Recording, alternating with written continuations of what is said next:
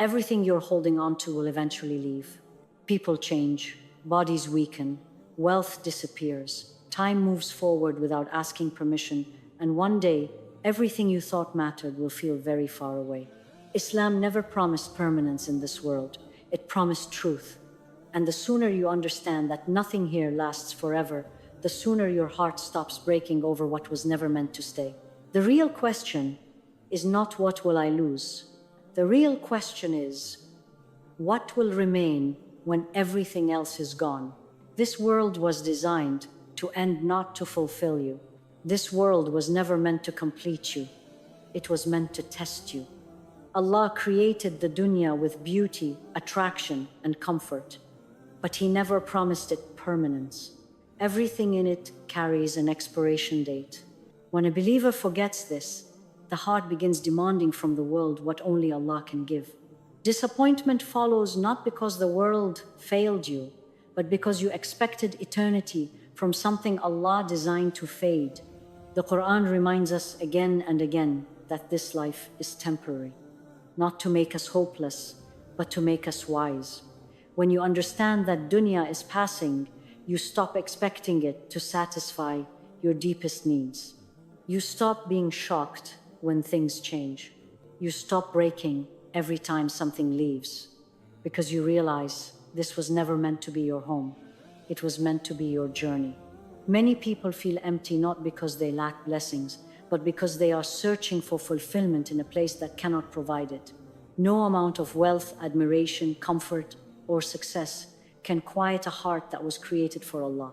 The soul does not hunger for more dunya, it hungers for meaning, and meaning is found in purpose, not possession. Allah allows you to taste the sweetness of this world, then reminds you of its limits. He gives, then takes. He brings people close, then lets them drift away. Not to be cruel, but to awaken you. Every loss is a reminder that attachment belongs with Allah alone.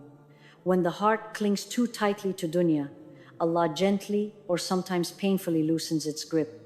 The problem is not enjoying the world. The problem is expecting it to last. Islam does not ask you to abandon dunya, it asks you not to worship it.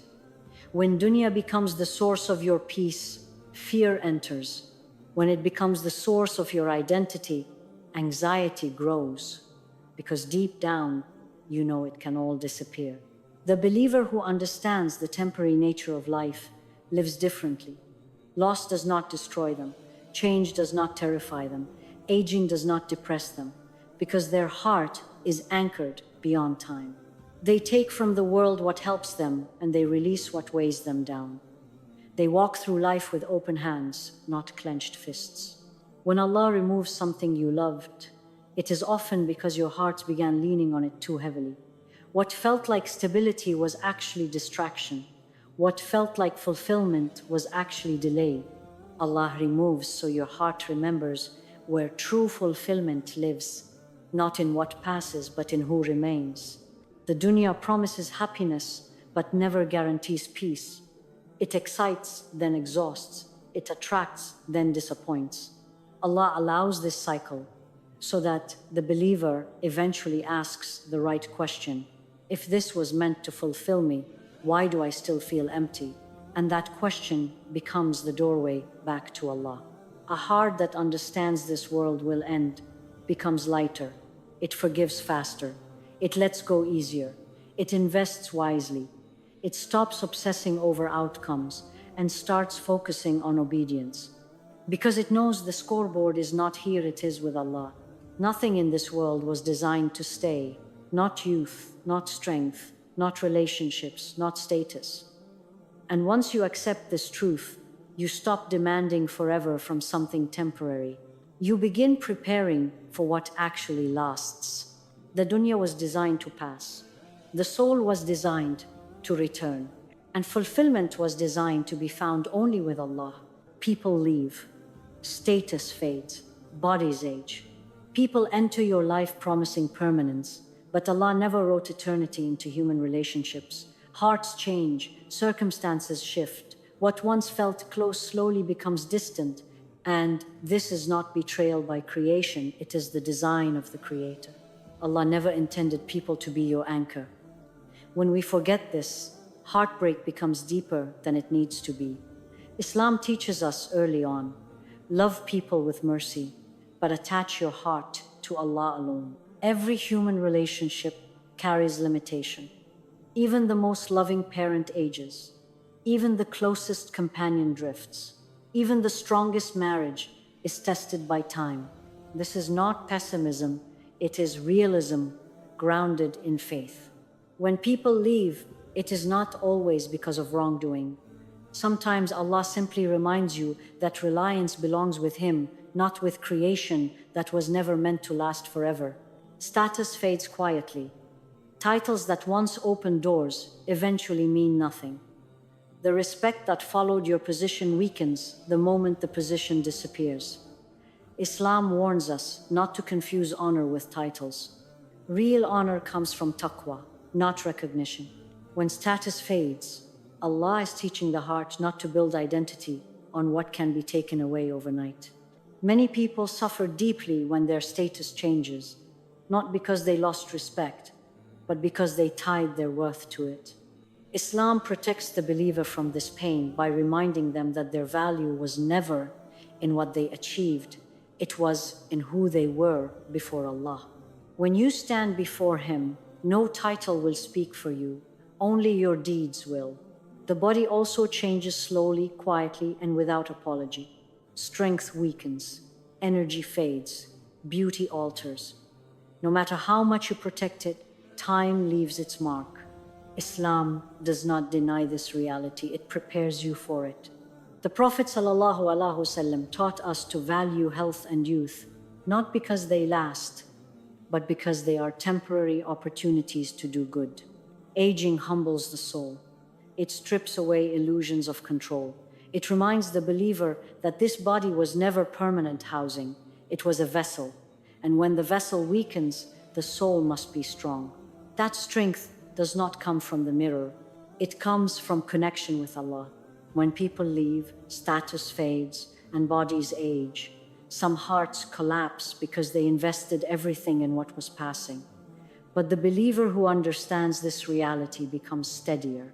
They grieve, yes, but they do not shatter, because their foundation was never built on what fades. Islam does not teach detachment from people, it teaches balance. Love deeply, but wisely. Appreciate honor, but do not worship it. Care for your body, but remember its destination. This balance protects the heart from devastation when change inevitably comes. One of the greatest mercies of Allah is that He allows loss to teach truth. If everything stayed the same, the heart would never wake up. Change is uncomfortable, but it is also clarifying. It reminds you where not to place your ultimate hope. The believer who watches people leave learns not to chase. The believer who sees status fade learns not to boast. The believer who feels the body age learns not to delay repentance. Each loss carries a lesson, if the heart is willing to listen.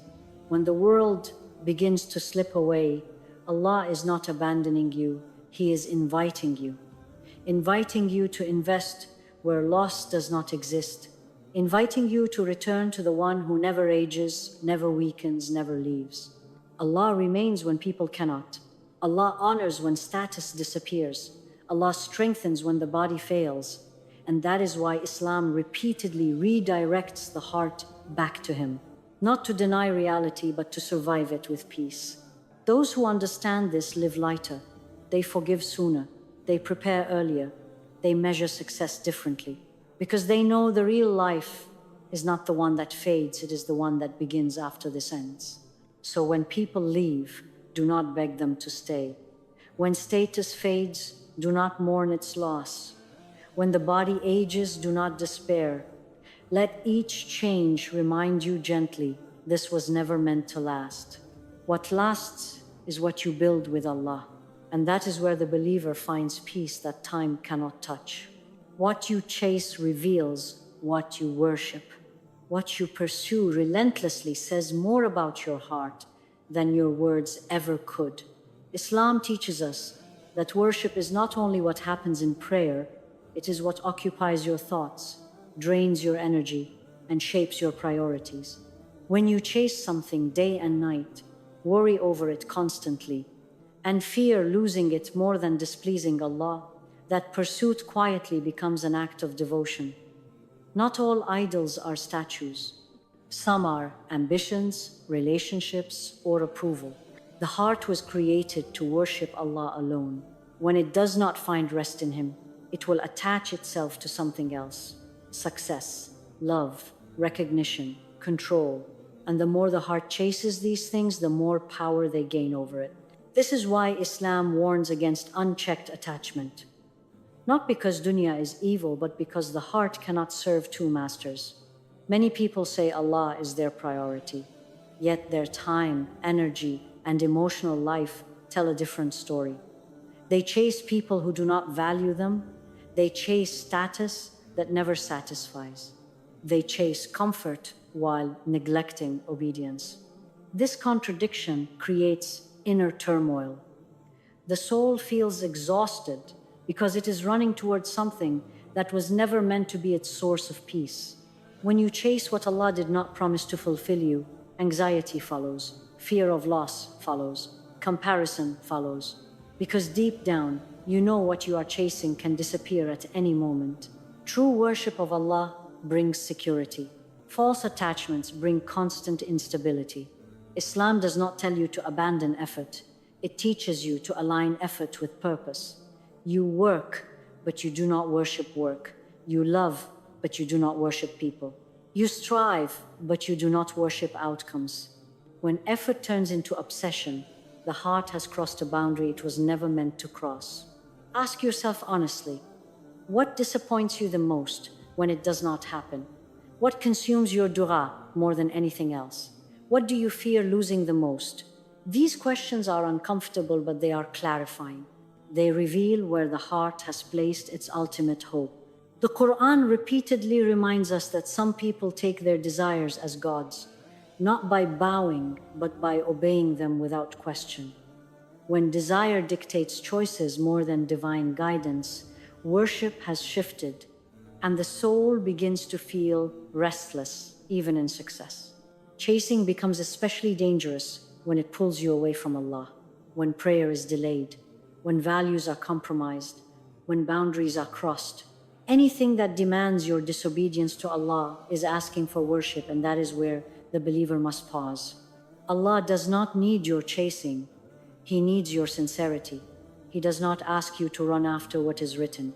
He asks you to walk with trust.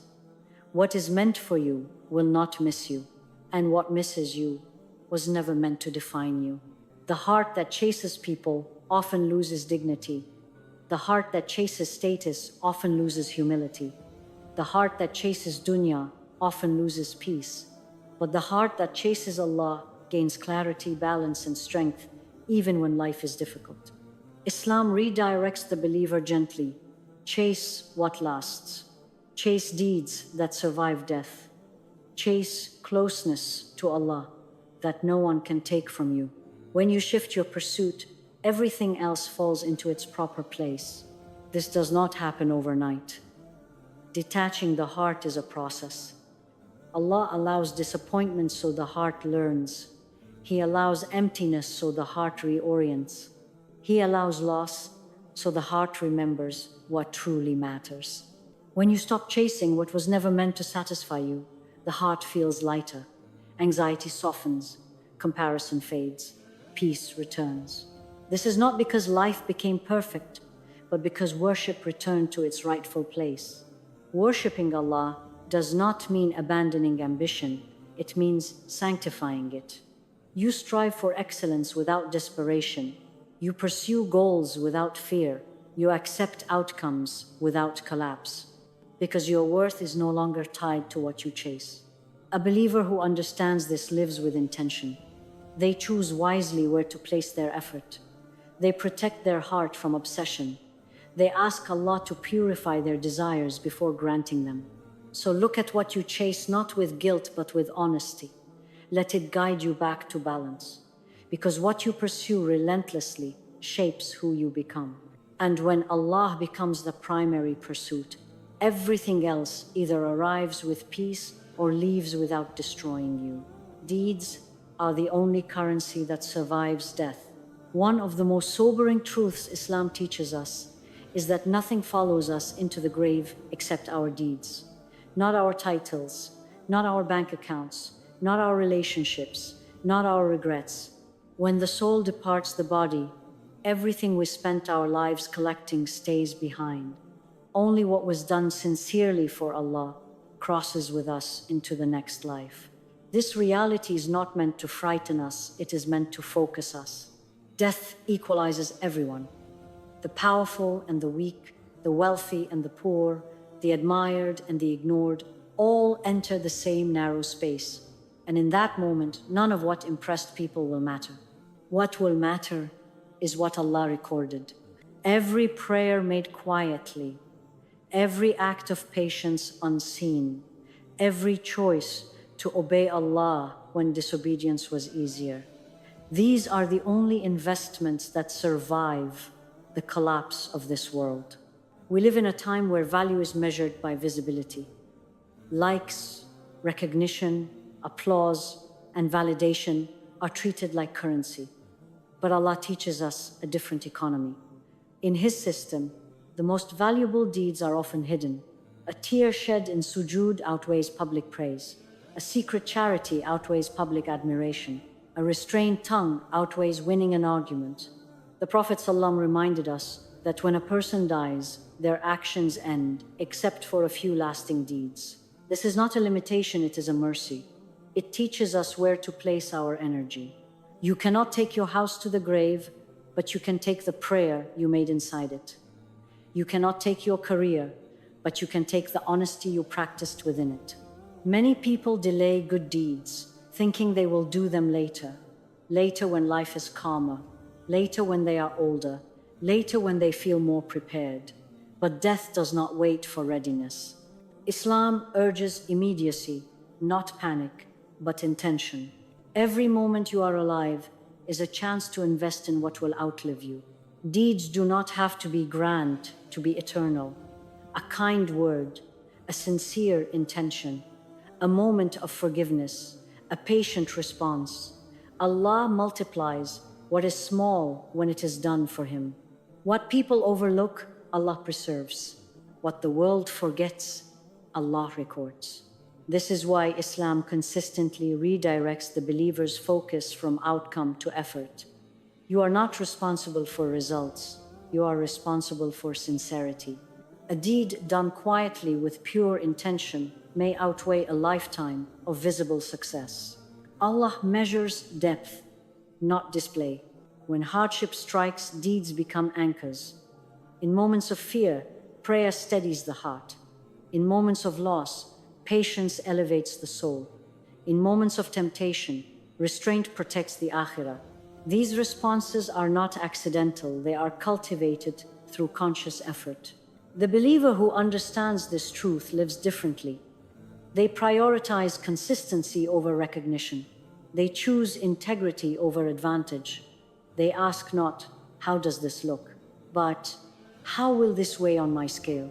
This shift brings peace because the heart is no longer dependent on people's approval.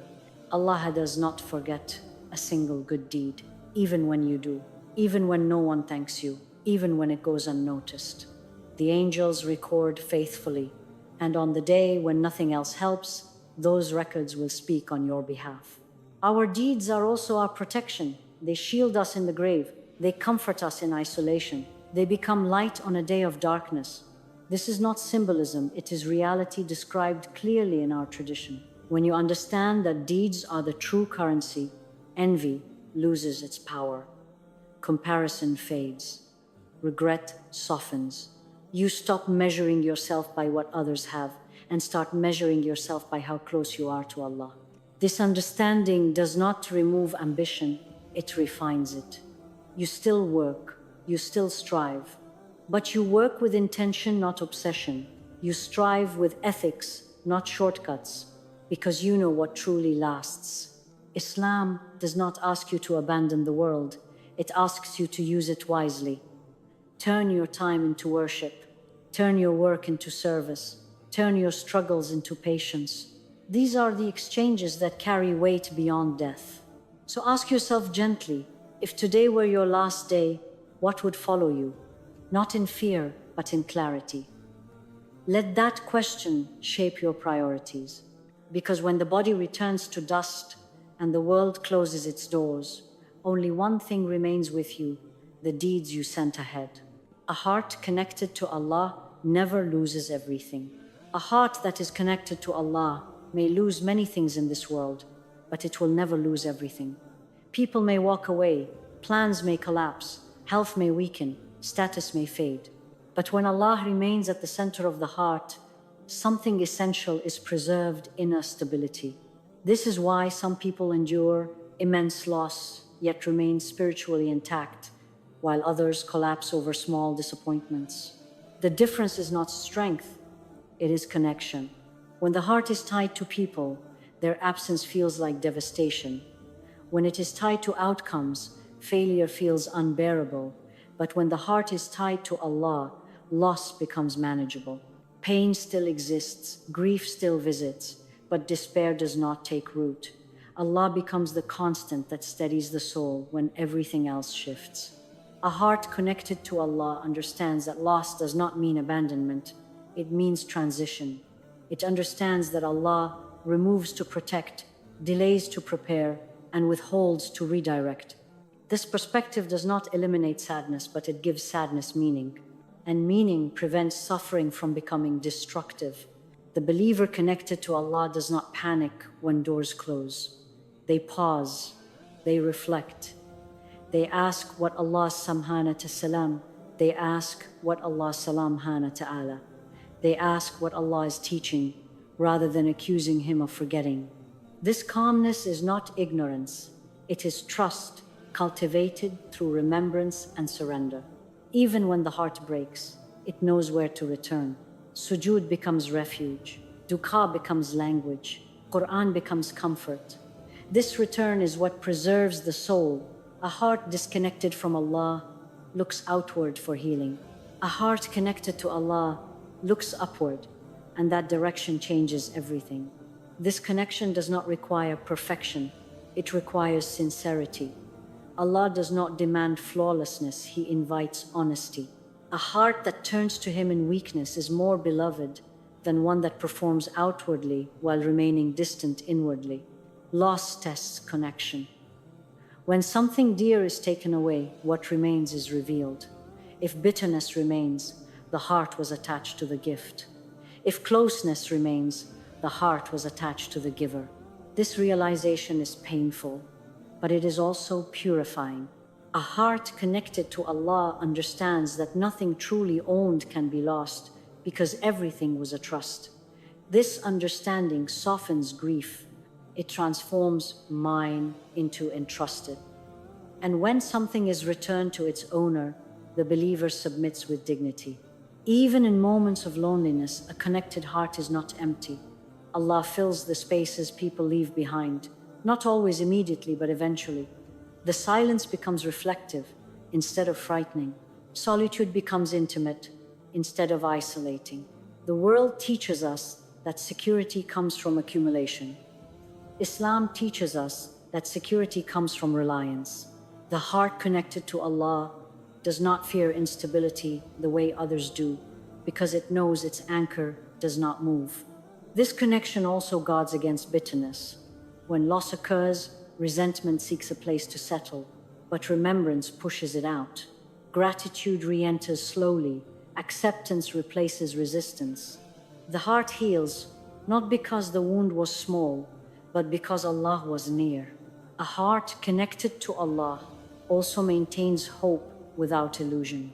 It does not deny pain, but it does not exaggerate it either. It trusts that relief will come not necessarily in the form expected, but in the way most beneficial. Many people chase peace by controlling circumstances. The believer connected to Allah finds peace by surrendering them. This surrender does not weaken the believer, it frees them. Control exhausts. Trust restores. Connection to Allah also reshapes identity. You are no longer defined by what you lost, but by who you are before Allah. Loss no longer humiliates, it humbles. And humility opens doors pride never could. When others see strength in a believer after loss, they often mistake it for emotional detachment. But it is not detachment, it is anchoring. The heart has learned where not to place its weight. This connection protects from despair. Despair whispers that nothing good remains. Faith responds that Allah remains and He is enough. This response silences darkness. The believer connected to Allah may cry, but they do not collapse. They may grieve, but they do not give up. Because grief is temporary, but Allah is eternal. Even when everything visible is stripped away, an invisible richness remains. Peace that cannot be stolen, hope that cannot be erased, meaning that cannot be destroyed. These are the fruits of connection. Allah does not promise a life free of loss. He promises companionship through it, and that promise changes how loss is carried. If your heart remains connected to Allah, no loss can empty you completely. Something essential will always remain: faith, dignity, and purpose. Because when Allah is in the heart, even losing the world does not mean losing everything. What you do for Allah is the only thing that truly lasts. Everything you do in this life is moving toward an end except what you do for Allah. Effort fades, achievements expire, applause dies down, but a single deed done sincerely for Allah outlives time itself. Islam constantly redirects us to this truth, not to take joy away from life, but to anchor joy in what will not disappear. Many people spend years building things that will not follow them beyond the grave. Careers end, homes change owners, names are forgotten. Yet the believer is taught to build something quietly, alongside all of this, a record with Allah that continues when everything else stops. What you do for Allah may look small in the eyes of people, but it carries immense weight in the unseen. A sincere intention transforms ordinary actions into worship. A job becomes service. A hardship becomes patience. A delay becomes trust. Nothing done for Allah is ever wasted.